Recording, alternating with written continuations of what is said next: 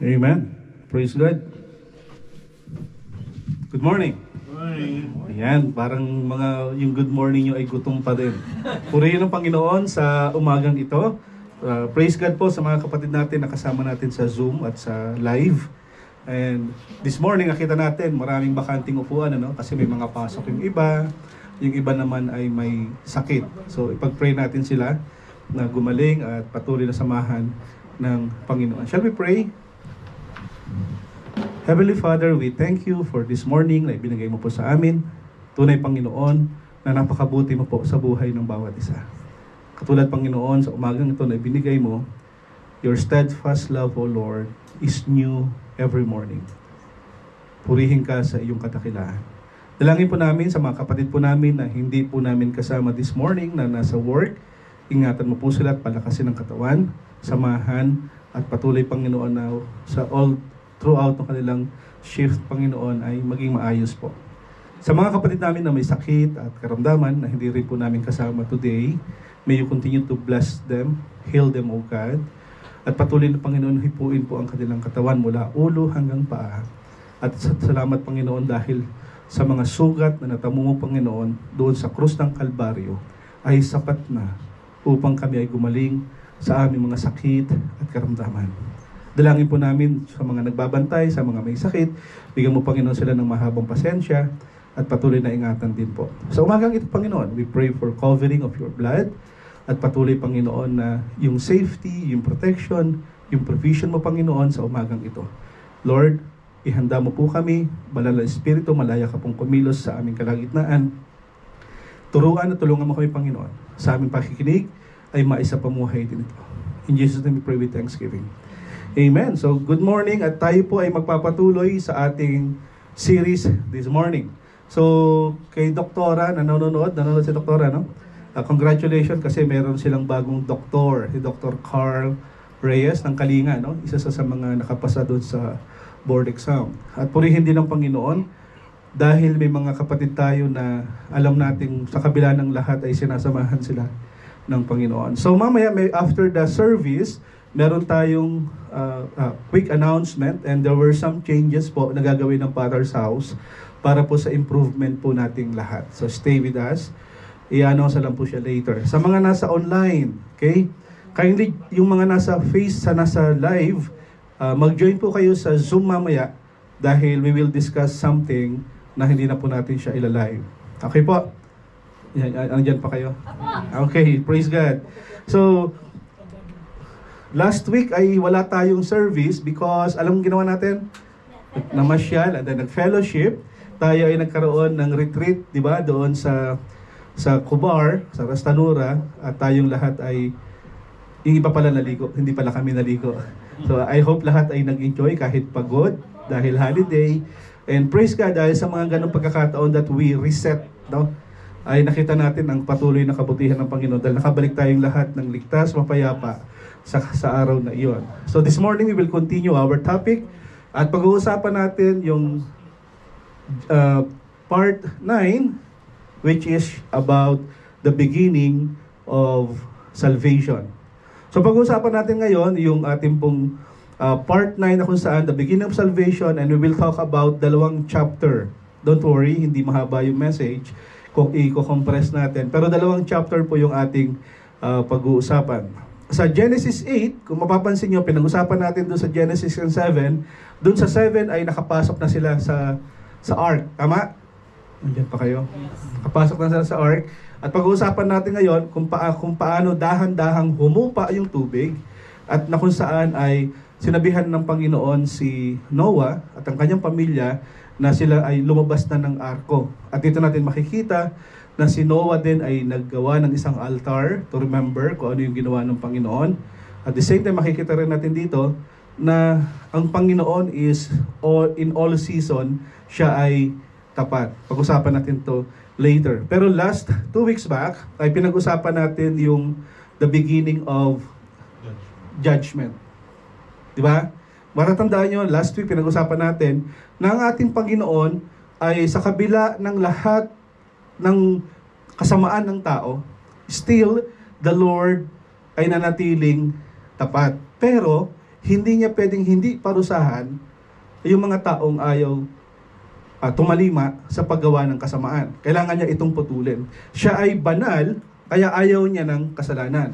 The same time, makikita natin ito, sa biyaya ng Panginoon, hindi niya inignore yung kasalanan.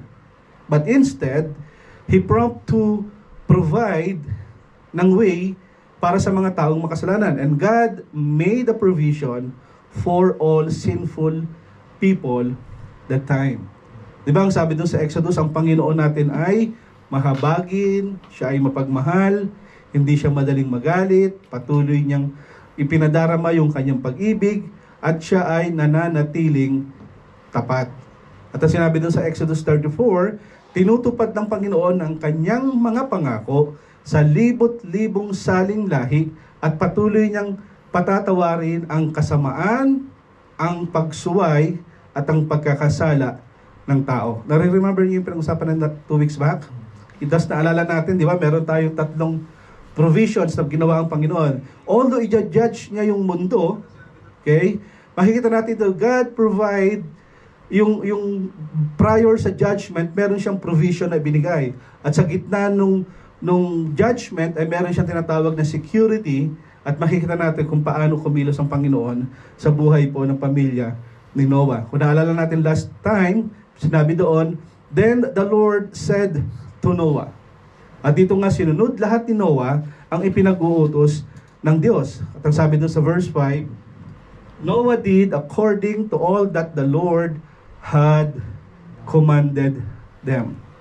In preparations for judgment, may sinabi ang Panginoon kay Noah, at si Noah naman ay tumalima, sumunod according sa pinag-uutos ng Panginoon. At makikita natin dito, may mga pagkakataon na si Noah, he acted in faith. At yung pagsunod ni Noah ay nagpapakita ng kanyang pananampalataya sa Diyos. At dito, never Noah in his entire life na binlame niya ang Panginoon sa pag-disobey ng iba. Kasi lahat tayo ay mananagot pagharap sa Diyos. So yung pagsuway ng tao sa Diyos, ito po ay ating pong pagsusulit sa harap ng Panginoon. At ang ginawa ng Panginoon, nag-provide din siya ng security. Di ba? Sabi doon, 378 days, almost 1 year sila sa loob ng barko, ng arko. At sabi, para saan? Bakit kailangan silang bigyan ng security? Diba? Sabi doon, on the 7th day of the month, on the same day, all the fountains of the great deep burst open, and the floodgates of the sky were open. That is the reason why ang Panginoon ay kailangan silang bigyan ng seguridad dahil sigurado, pag wala silang security in the midst of judgment, sila man din ay mawawala. Pero tapat ang pangako ng Panginoon at ang pangako niya kay Noah ay ililigtas siya at ang kanyang pamilya, 10 ng mga pares na mga hayop na kasama nila. At ang maganda rito, pinag-usapan natin, then the Lord closed the door behind him. And the Lord shut him in. Sa ibang salita, dito ay pinapakita that only God can give us security. Di ba? Pag ikaw ay nandun na sa loob ng bahay mo, yung iba ang ginagawa ay sinuselyohan, maraming harang yung pinto, di ba? May mga padlock pa, may mga pagkakataon kung saan takot ka kahit nandun ka na sa loob ng bahay mo. But when the Lord shut the door, wala nang taong makakapasok, ultimo sila lahat sa loob ay walang namatay at wala ding nalunod. Bakit? Dahil ang security ng Panginoon sa gitna ng judgment, siya lang ang may kayang magkaloob nito. At ang provision doon sa judgment, sabi doon, then the flood came upon the earth. Ito na yung kung saan ay umulan ng 40 araw. Meaning to say, the judgment is complete. At pag-uusapan natin ngayon ay Genesis 8 and 9, na kung saan ipinapakita sa pagsunod ni Noah, after the judgment, meron doon tinatawag na salvation o the beginning of salvation. Shall we all stand? Pati sa mga kapatid natin sa online, samahan niyo po ako magbasa sa ating pong text sa umagang ito. Genesis 8:18 to 21. So Noah came out of the dark, his sons and his wife and his sons' wives were with him. All the animals came out of the ark. The creatures that move along the ground also came out. So did all the birds. Everything that moves on land came out of the ark, one kind after another. Then Noah built an altar to honor the Lord. He took some of the clean animals and birds. He sacrificed them on the altar as burnt offerings. The smell of the offerings pleased the Lord. He said to himself, I will never put a curse on the ground again because of human beings. I will not do it even though their hearts are always directed toward evil. Their thoughts are evil from the time they are young. I will never destroy all living things again as I have just done. We may all be seated. Nawa ipanalangin natin sa Panginoon, ang Panginoon ay mangusap sa ating lahat. So pinag-usapan natin ng mga nakaraang discussion na meron tayong tinatawag na the beginning of God's regret, na kung saan ay nalungkot ang Panginoon sa mga pinagagawa ng tao. That's why He judged the world. Sa panahon ni Noah, nakita natin yung state na kung saan kalagayang silang lahat ay wala nang naisip kundi gumawa ng kasamaan. Okay? At malinaw dito na pinapakita na ang mundo ay puno na ng kasamaan. And take note mga kapatid, sa kabila ng lahat ng nangyari, never ever God runs out of patience. Hindi naubos yung pasensya niya. Yung pasensya niya ay nanatili hanggat sa salinlahi dahil yung kanyang patience is limitless. Amen? Napansin niyo ba sa sarili ninyo na kahit tayo ay makulit, kahit tayo ay pabalik-balik doon sa mga kung saan iniligtas ka na ng Panginoon sa kasalanan ito, and yet you keep on doing it again. And yet the Lord ay hindi rin nagsawa sa atin. Tama? Kaya wag din kayong magsawa doon sa mga kapatid natin na parang paulit-ulit na lang din nakikita natin nagkakaproblema. Salaminin natin ang ating sarili sa harap ng Diyos at wag natin salaminin ang ating sarili sa kabanalan ng iba. Nakukuha niyo po? Meron akong, way back 1985, meron akong paboritong t-shirt. Ang nakalagay doon sa t-shirt sa harap, be patient. God is not finished with me yet. Hindi pa rin tapos ang Panginoon sa atin. We are all under repair. Tama? We are all parang constructions at work. Doon pa rin tayo. Kaya dito makikita natin sa panahon ni Noah hanggang sa panahon natin ngayon, ang Panginoon, ang kanyang pasensya ay limitless. At makikita natin that, sabi doon, God was not surprised and His experiment had not failed. But the people had succeeded in wandering as far away from God's purpose for them as they possible could. Sorry po.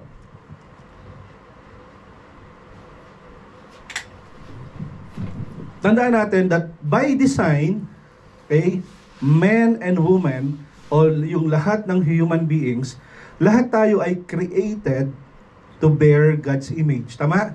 We are created in His image to be like God. And in fairness, sa design ng Panginoon, tayong lahat ay bearer ng imahe ng ating Panginoon. At yung imaheng ito is being like God, and our goal, ang target natin is yung sa imahe rin ng Panginoon. Yung tinatawag ditong missing the mark. In Greek word, it called it hemersia. Alam niyo yung nag-archer, yun na namamana. Di ba? Pagka ikaw ay marunong magpana, merong isang bullseye doon sa gitna, sa medyo malayo, at papanain mo siya. Di ba? Pagka yun ay pinana mo, ang tawag doon ay bulls ay. Pag ito ay sumablay, you miss the mark. Nakukuha niyo po. Ganon yung ibig sabihin ng kasalanan o sablay, no? Sayang.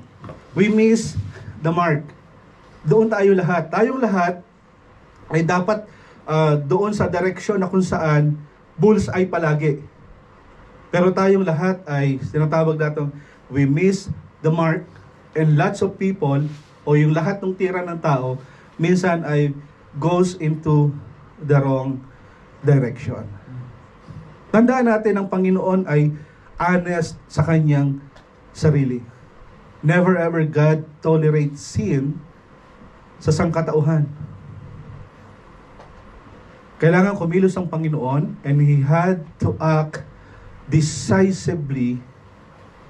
At makita natin sa buhay ni Noah that God sent the flood.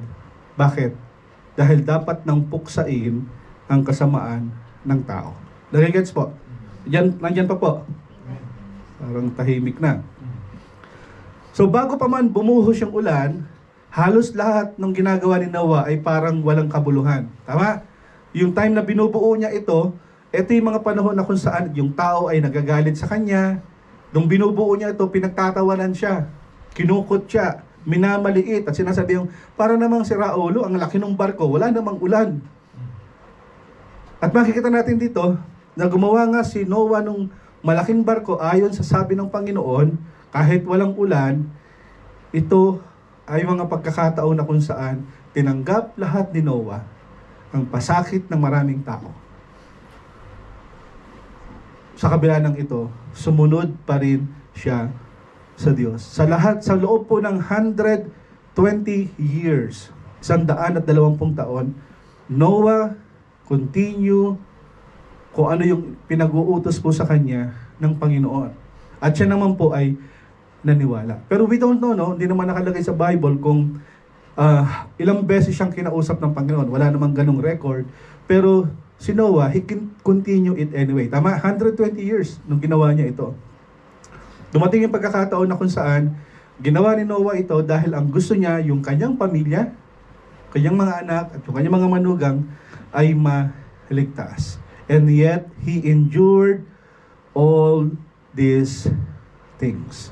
Di ba, pagka nung tayo naging Christian, ano? Parang ganun din. Oh, ito na si Praise the Lord. Ito na si burn again. Dati burn again daw ulit.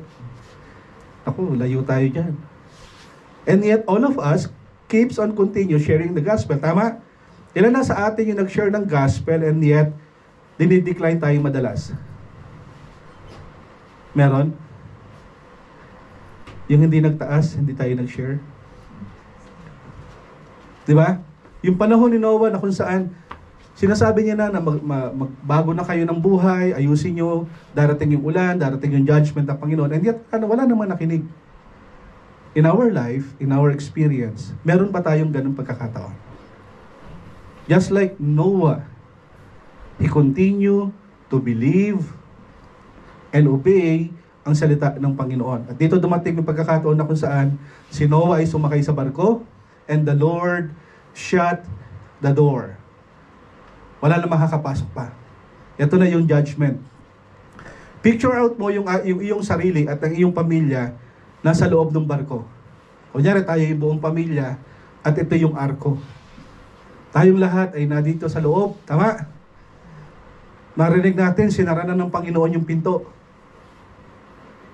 Habang umuulan, unti-unti natin naririnig na palakas yung ulan. Tama? Dumadagundong na yung bubong malamang ng barko. At dito maririnig natin, nagngingit-ngit na yung barko kasi unti-unti na siya umaangat. Binabalansin niya yung kanyang sarili. At dito natin makikita na kung saan may mga pagkakataong kakaliwa, kakanan yung barko. At habang tayo ay nasa loob, malamang tayong lahat ay nagkakatinginan. Nami-picture out niyo yung ganon? Lahat tayo ay concerned to each other. At tayong lahat malamang nakatingin doon sa mga hayop, baka bumaliktad ito, madaganan ako, nakatingin tayo doon sa wall, baka mabutas ito, malunod din kami. May mga pagkakataon na sa loob ng 40 araw, umuulan. Sa loob ng 40 araw. At malamang sa loob nito, minsan nagwa-wonder tayo, ano na ang susunod na mangyayari? Tama? Dahil alam na nilang lahat, ng pamilya ni Noah, na wala ng taong matitira.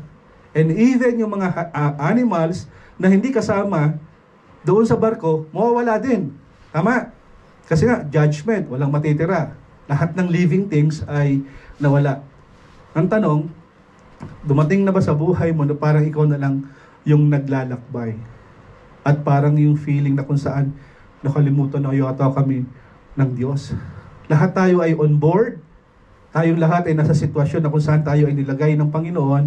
And sometimes we feel na parang tayo na lang ang nasa loob. Nakaramdam na ba kayo ng ganon? Tagal ko ng Christian pero walang nangyayari. Tagal ko ng naniniwala kay God, parang wala.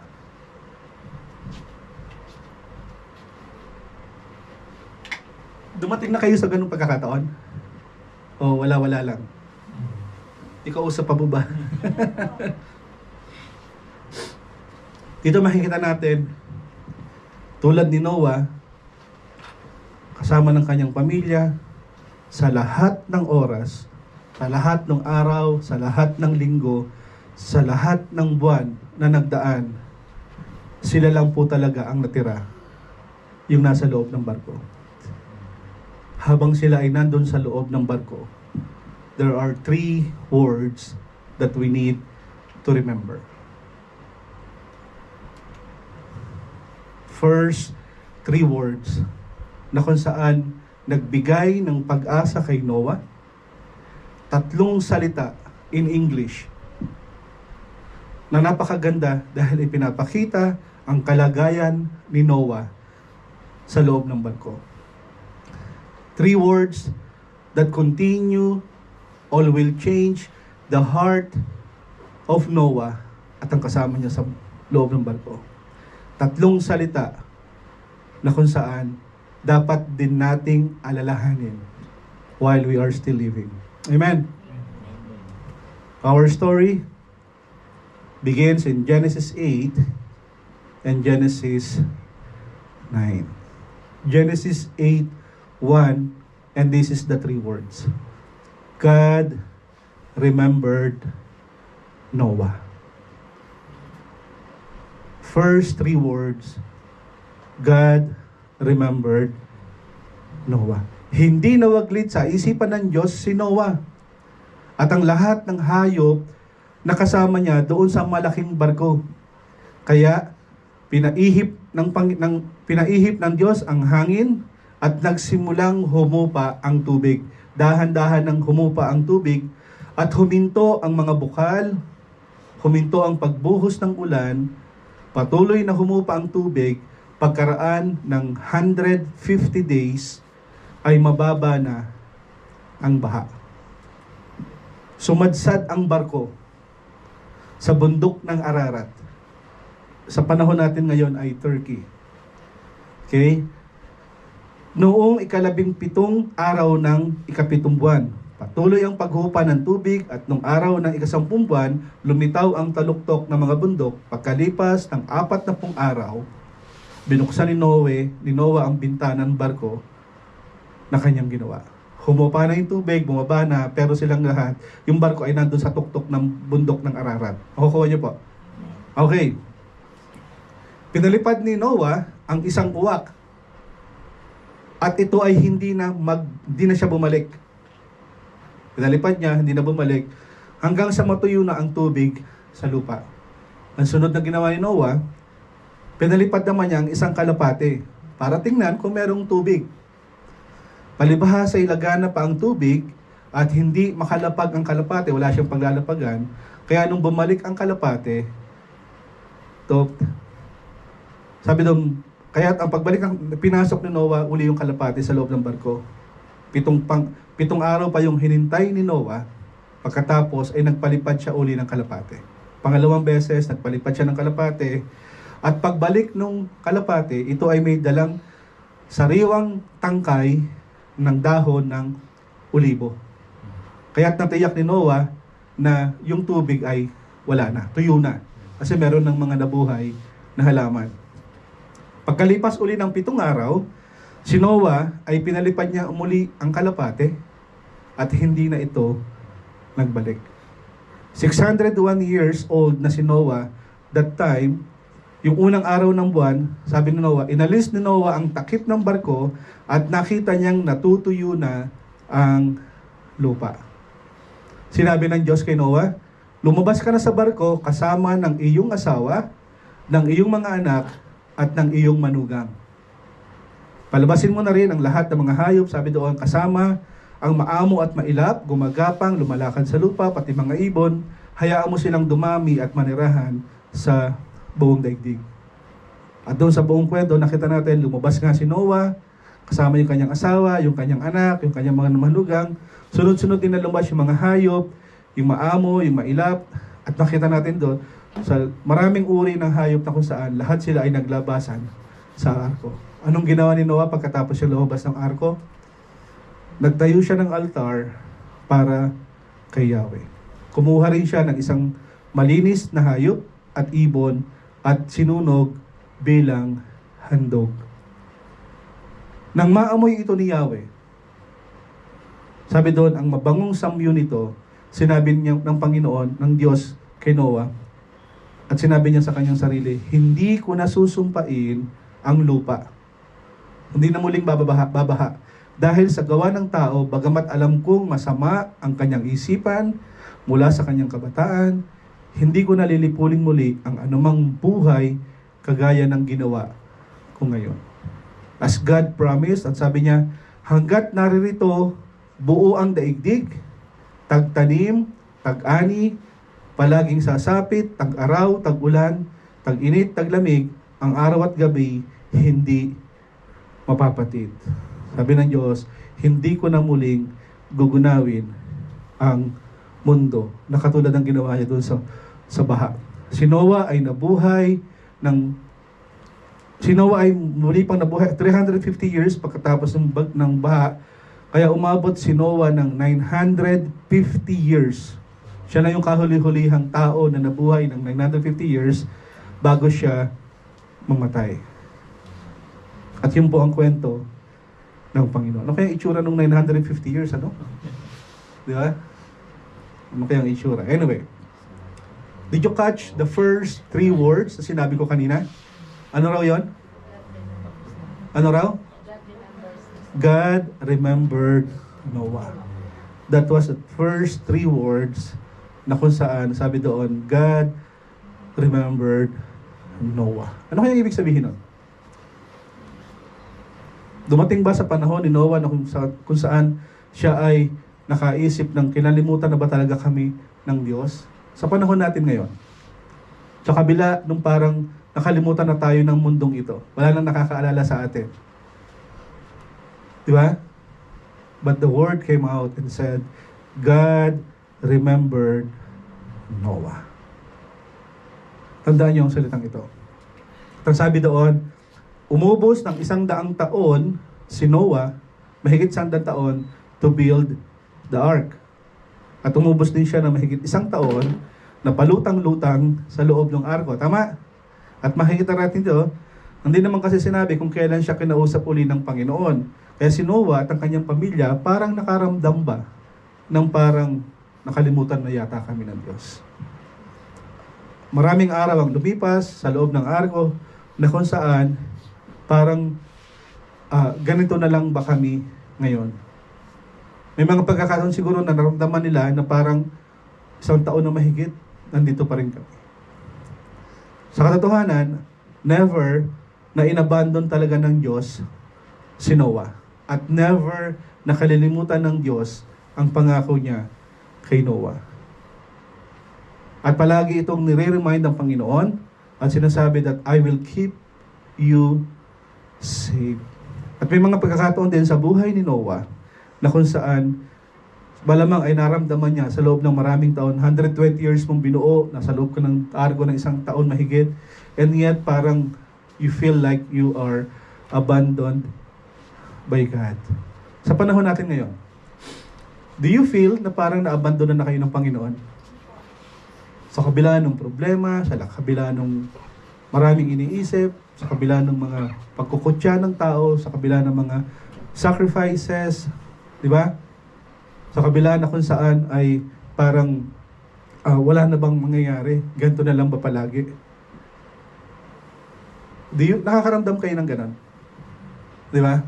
Katulad ni Noah, nakaramdam din siya ng ganon. Pero tandaan natin that God and His promises are always true.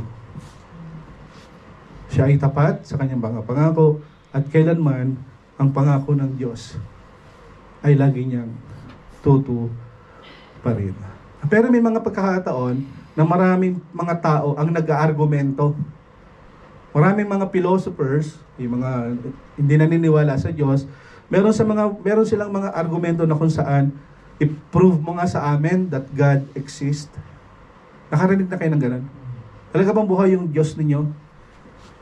Sa tingin nyo, ano yung problema ng mga ganun tao? Anong problema ng mga ganung pag-iisip?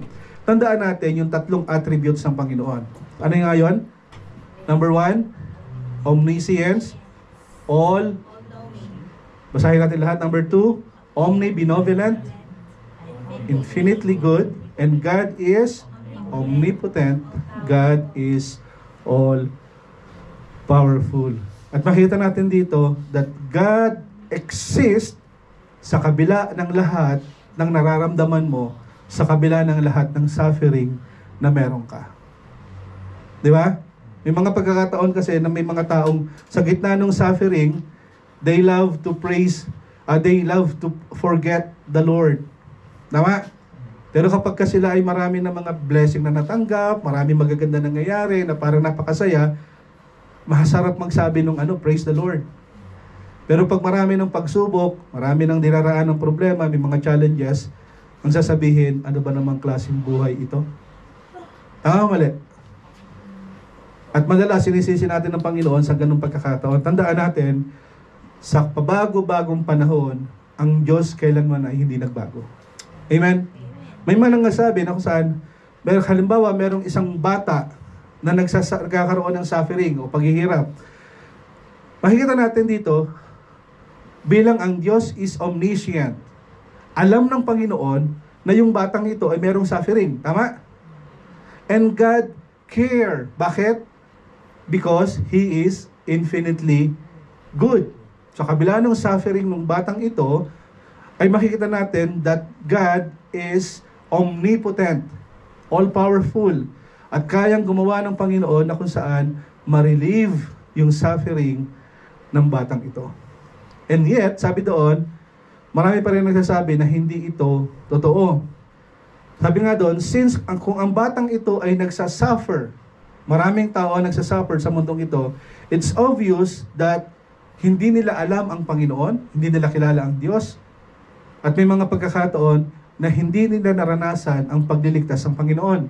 At may mga pagkakataon na wala pa sa buhay nila, they imagine that God is all powerful. If you experience yung 3 attributes na ito ng Panginoon, God is all-knowing, alam niya ang kalagayan mo. God is good. He cares about you. And God is all-powerful. Kaya niyang ikaw ay iligtas sa lahat ng suffering na ito. Siyempre, kapag ang isang tao ay dumating sa pagkakataon na kung saan walang Panginoon, walang Diyos, malamang mas matalino siya sa Diyos. Tama? At may mga pagkakataon na kung saan maraming tao yung naniniwala sa kanilang kapasidad. They were thinking that mas mainam sila sa Diyos. Ganun yung nangyari sa Garden of Eden. Naranasan ni Adan at ni Eva na parang gusto nilang maging Diyos, mas higitan pa ang Diyos. Napakaganda na ng ginawa ng Panginoon. Perfect world. Meron lang siyang inutos. At dito natin makikita yung goodness and completely free of suffering. And yet, may mga pagkakataon sa magandang ginawa ng Diyos kay Adan at Eva at sa Garden of Eden, still, yung tao, dumating ang pagkakataon, they destroyed that perfection. At makita natin na hanggang sa buhay natin ngayon, ang ganda ng plano ng Diyos sa buhay mo, and yet, yung buhay mo ngayon ay parang binabaliwala mo na. Andiyan pa po kayo. Maganda ang plano ng Panginoon po sa buhay natin. At maraming pagkakataon na sa ganda ng plano ng Diyos, sa ganda na kung saan mabuti at mainam ang plano ng Diyos sa kabila ng kondisyon ng tao, still, the Lord is good. Pero may tendency kasi yung tao na kung saan madalas nating itapon yung magandang baliwalain, yung magandang plano ng Diyos. Tama? At maraming pagkakataon na kung saan iniisip natin na I don't need God this time. Ganun yung nangyari sa panahon ni Noah. And yet, after the flood, God pushed the reset button. Kailangan niyang i-reset yung mundo. Kailangan niyang tanggalin itong mga taong ito na ayaw kumilala sa Kanya at binigyan ng pagkakataon na kung saan ay magsisi at bumalik sa Diyos, and yet, ayaw pa rin nila. Remember yung mga previous nating message? God is a God of second, third, fourth, and many chances in our life. Kaya hindi ako naniniwala na kung saan ang isang tao bago mamatay, maraming pagkakataon ng Diyos na ibinibigay upang ikaw ay magbalik loob sa Diyos. At kapag hindi ka talaga tumalima sa ganito, your own. At dito natin makikita na sa araw-araw po ng buhay nating lahat, sa kabila ng magandang plano ng Panginoon, madalas ay we give into our sin nature. Di ba? Mas gusto nating sundin yung ating sarili. Sa kabila ng kabutihan at magandang plano ng Panginoon, di ba, Chen? Magandang plano ng Panginoon, still, people love to listen to themselves. Di ba? Minsan mas gusto natin yung me, myself, and I. At iniisip natin na kung saan parang bahala kayo dyan, basta nasunod ko yung sarili ko. At marami makikita natin pagkakataon na kung saan, dahil sa kasamaang ito, lahat ng ito ay minana natin kay Adan. Tama? Amen. At dito natin makikita na sa buhay po natin, mga kapatid, we really need Jesus. At maraming pagkakataon na kung saan lahat ng magandang plano ng Panginoon ay atin pong itinatapon na parang basura. At maraming pagkakataon na kung saan lang tayo komportable, yun lang yung ating gagawain. Parang wala nang lahat. Let's read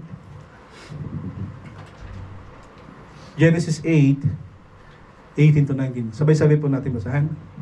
So Noah came out of the ark, his son and his wife, and his son's wife were with him. All the animals came out of the ark. The creatures that move along the ground also came out.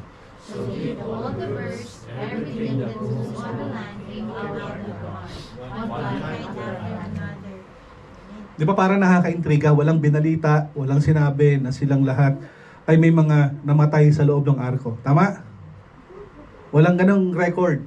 Na kung saan, concern ang Panginoon kay Noah and his family. Gayon din naman, kahit doon sa mga animals na kasama doon sa loob ng arko. It showed that really love to take care of us.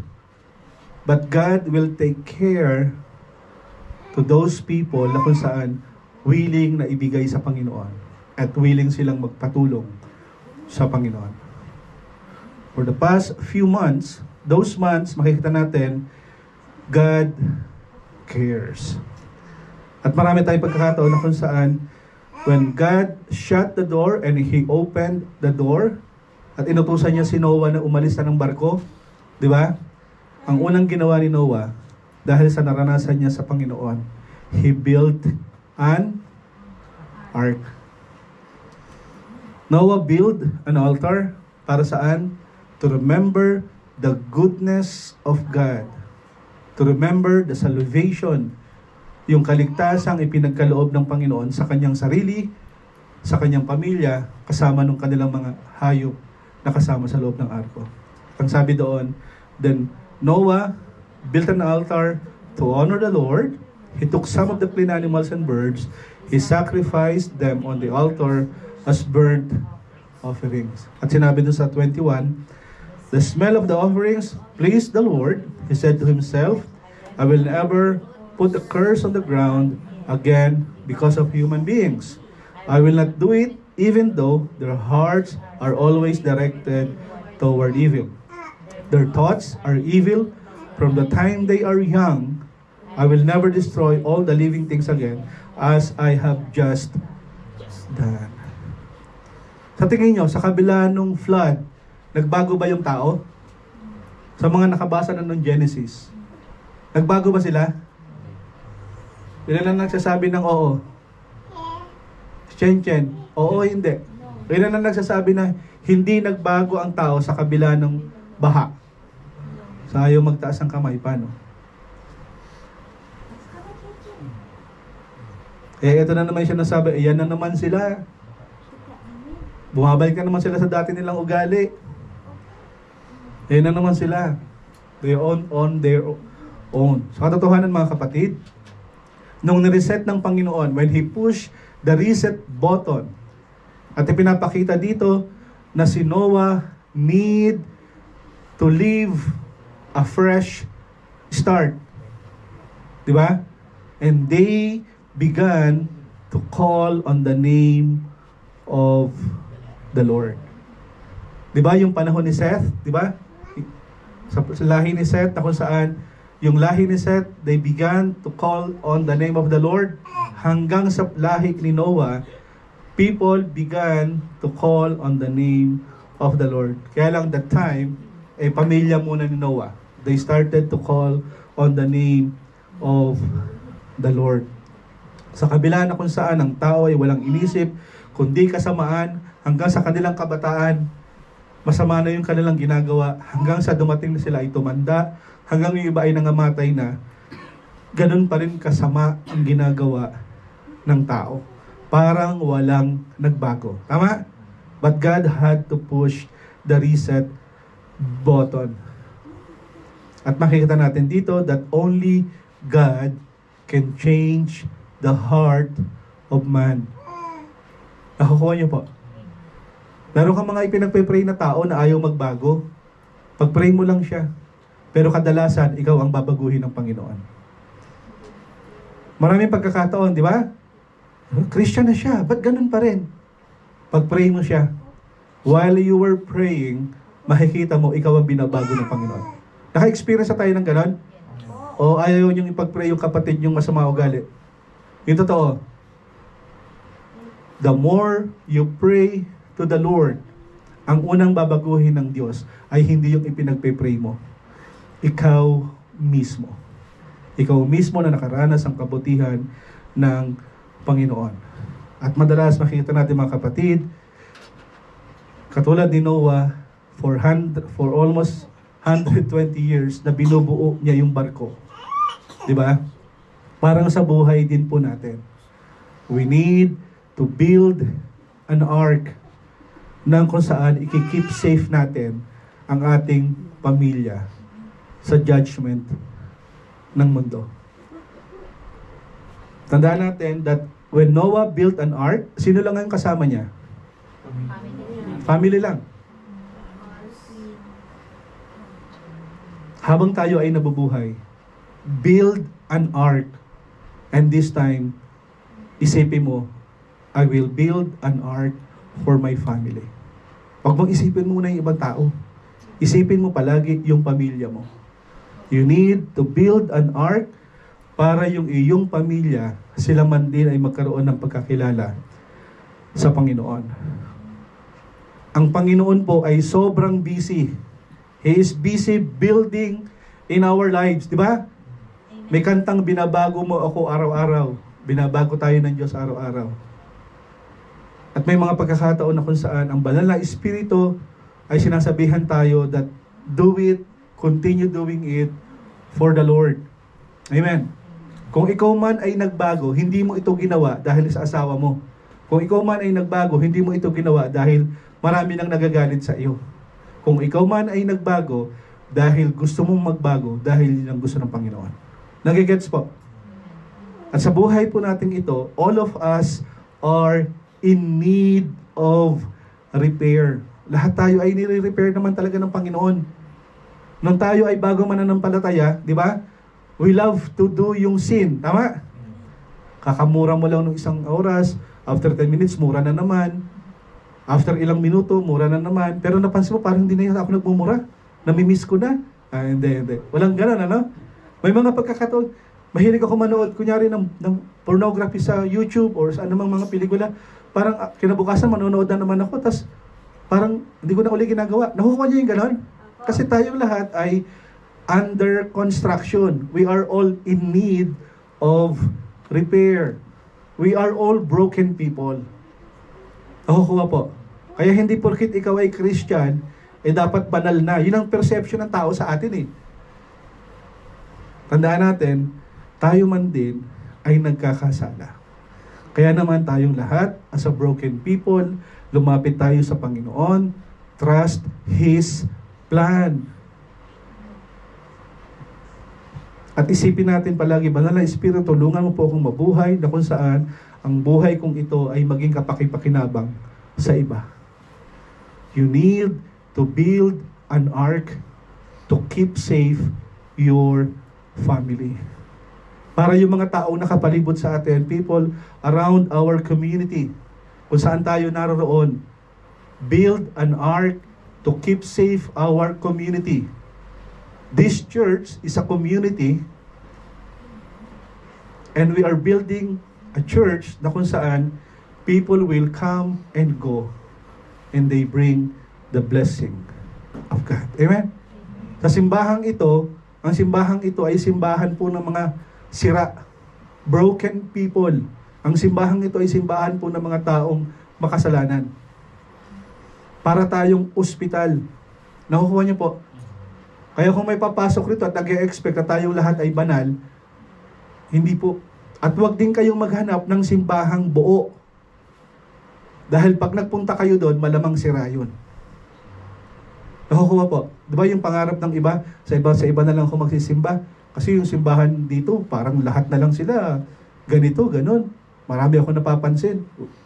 At pag nakahanap kayo, mga kapatid, huwag na kayong tumuloy. Sisirain nyo lang po yung simbahan nila. While you are here, we are all need ang help ng Panginoon. And let's build a family, a church na kung saan umaasa sa tulong ng Panginoon. Nakukuha po. Andyan pa. Malapit tayo matapos. We are all in need of repair. Personal life, di ba? Marami pang babaguhin ng Diyos sa atin. Tama? Sa marriage, sa family, sa church, sa ministry, sa trabaho. At maraming pagkakataon na parang iniisip mo, ikaw ay nag-iisa. But remember the 3 words? Ano yon? The first 3 words? God remembered Noah. Na-recognize ni Noah yung lahat ng meron siya ay galing sa Diyos. Nakukuha niyo po? God remembered Noah. At dito na kung saan, it was God who warned Noah. Tama? Ang Panginoon na nagsabi kay Noah na magkakaroon ng dilubyo. At sinabi niya rin kay Noah, Noah, mag-build ka ng ark. Tama? At sinabi niya rin kay Noah na ito yung design ng ark. At sinabi niya rin kay Noah, ako ang tatawag ng mga hayop, isasakay sa barko, pares-pares. And God shut the door. Amen? And God also preserved the ark through the flood. Hindi nasira yung ark. Tama? Ginawa lahat ng ito ng Diyos. At ginawa ng Diyos, He brought the ark to a safe place. Tama? At si Diyos, ang Diyos din ang nagsabi kay Noah, na ito na yung time na kung saan safe na ang lahat, you need to leave the ark. Anong ginawa ni Noah? All he have to do is join the ride.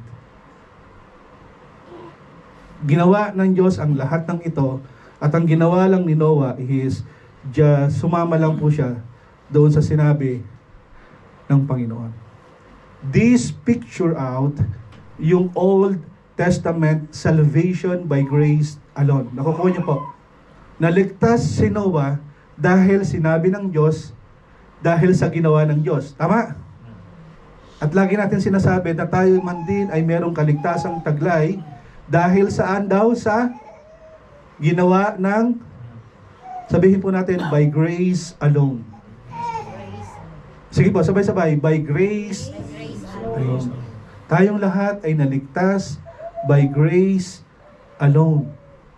Hindi na nagdagdag si Noah ng Lord. Dapat maganda yung ganito. Merong first level, second level. Di ba? Wala namang sinabing ganun eh.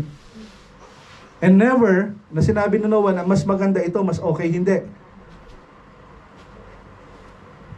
At sabi doon, kahit yung talino ni Noah ay hindi nakatulong. Yung kanyang husay, yung kanyang ability ay hindi nakatulong para sila ay maligtas. Bakit? Because God did it all. At dito natin makikita that Noah built an altar to say and give credit to the Lord. Bakit? Dahil iniligtas ng Diyos si Noah at ang kanyang pamilya. Sa panahon natin ngayon, tayo man din ay naligtas dahil sa biyaya ng Panginoon. Amen? Wala naman talaga tayong contribution eh. Kaya kung yung kaligtasan mo, kapatid, ay hindi nakadepende sa maraming kasalanan ginawa mo. Nakukuha niyo po. Yung kaligtasang meron ka dahil sa ginawa ng Diyos sa krus ng Kalbaryo. Kaya pagka tinanong, paano mo nalamang ikaw ligtas? Dahil sa ginawa ng Diyos. Tama? Yun. At kung tayo man din ay nagkakasala, because tayong lahat ay unti-unting nire-repair ng Panginoon. Para saan? To bear His image. Nakukuha niyo po. To bear His image. Tandaan natin that God remembered Noah. And our challenge for today is remember God. Remember God. Ang sabi doon sa Ecclesiastes 12 verse 1, remember your Creator in the days of your youth. Ecclesiastes 12:1. After this slide, may papakita po ako isang video na nagpapakita na kung saan akma sa ating topic. Pero ang challenge sa atin this morning, ano raw? Remember God. Sige nga po, sabihin natin, remember God. Dahil sabi doon, remember your Creator in the days of your youth. We need and we are to remember God in our early days. Tandaan natin mayroong Diyos. Habang tayo po ay mayroong lakas at sigla, habang tayong lahat ay unti-unting tumatanda, naglalakbay sa mundong ito, habang tayo ay malalakas pa in our youth, we need to remember God. Sa ating kabataan, remember God. Nung ikaw ay nag-aaral, nag-high school ka, nag-college, tama? Remember God. Sa iyong pamilya, in your marriage, ano daw? Remember? In your singleness, remember? In your victories and in your defeats, remember? In your joys and in your sorrows, in your sickness and in your health, in your old age, and lastly, in your dying moments, remember God. Maraming pagkakataon sa buhay po natin, tayong lahat ay nag-abroad, tama? Lahat tayo nag-abroad. Wala na tayo doon sa Pilipinas at tayong lahat ay babalik doon. Remember God while we are here. Tandaan natin na merong plano ang Diyos. Bakit ka naririto?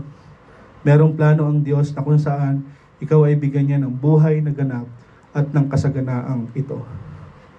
Remember God. Dahil sa panahon na tayong lahat ay naririto, remember God. Gagawain natin, tandaan natin. Forgive. Let us remember God. Remember God. Kung magkakaroon man tayo ng motto, let this be our motto.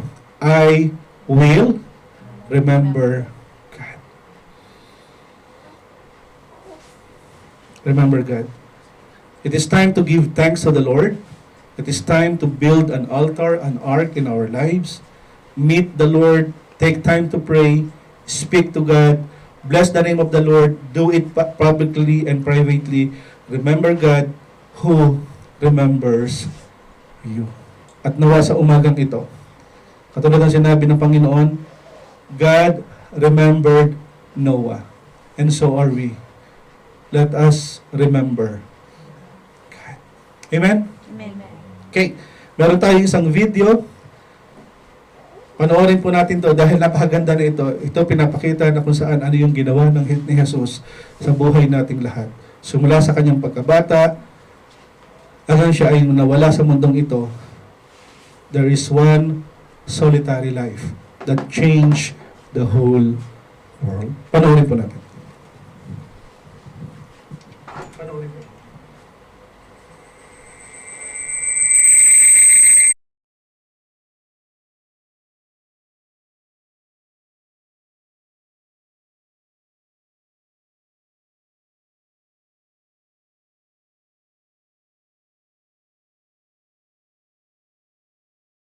He was born in an obscure village, the son of a simple peasant woman.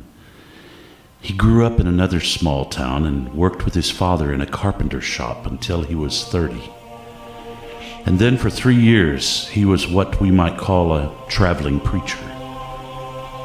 He never owned a home, never married, never had a family. He never wrote a book. He never held a political office. He never went to college, and he never set foot inside a big city. He walked wherever he went, and he never traveled more than 200 miles from the place he was born. He never did one of the things that usually accompany greatness. While still a young man, the tide of public opinion turned against him. Most of his friends deserted him. One denied even knowing him, and one betrayed him and turned him over to his enemies. He went through the mockery of a trial and was nailed to a cross between two thieves. While he was dying, his executioners gambled for his only possession, his robe. And when he was dead, he was taken from the cross and laid in a borrowed grave.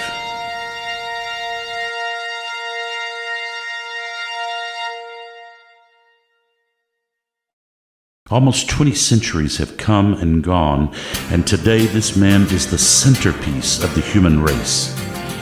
I think I'm well within the mark when I say that all the armies that ever marched, all the navies that ever sailed, all the parliaments that have ever sat, and all the kings that have ever reigned, all put together, have not affected the life of man here on this earth as powerfully as has that one solitary life.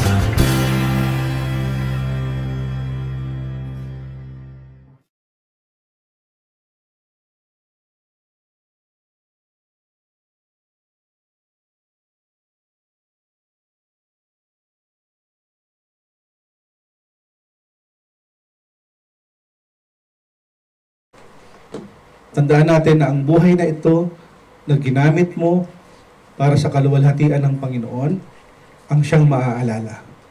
At ang buhay na ito na gagamitin mo upang ibahagi ang salita ng Panginoon, ang siyang magpapatuloy sa susunod na generation upang sila man din ay makakilala sa Panginoon. Heavenly Father, thank you for this morning. Thank you, God, dahil you remembered Noah. At hanggang ngayon, Panginoon, ay taglay namin ang kaligtasang ipinangako mo mula kay Adan at Eva hanggang sa panahon namin ngayon. Salamat, Panginoon, for bringing Christ here on earth upang tubusin, linisin, patawarin ang aming mga kasalanan. Salamat, Panginoon, Panginoong Jesus, sa iyong ginawa sa krus ng Kalbaryo. Ikaw ay namatay para sa aming mga kasalanan. At ikaw po, at kami po ay naniniwala that you died and rose again on the third day. Thank you for the salvation, and we believe, O Lord, that you are our Lord.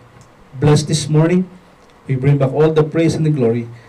In Jesus' name we pray. Amen. Tayo po natin.